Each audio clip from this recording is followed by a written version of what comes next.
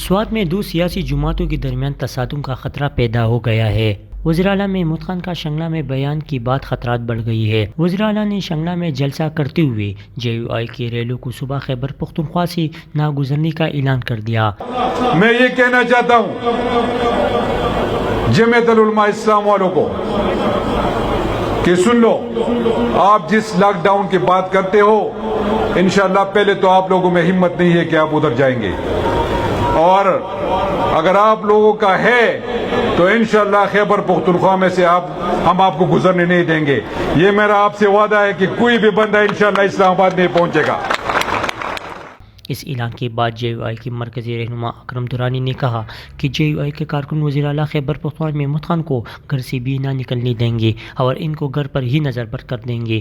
تا دا ویلی دی چې مونږ د پریدونه که چرته تا زمونږ قافلې رکاو کړې پر امن جلوس رکاو کو نو مونږ به تا ته ښیو چې ته به د خپل دفتر نه هم نه وځې او ته به د خپل کور نه هم نه وځې چې تا ته پته ولګي د سیر نه څو پخېږي۔ اوس دې نه بعد ما دا هم خبره وکړه چې مونږ خو دې ته منتظر یو چې عمران خان ویلي و چې تاسو اسلام آباد ته راځئ، زه به کنټینر هم در کوم او د روټۍ انتظام به هم زه درته کوم۔ دا د عمران خان خبره ده۔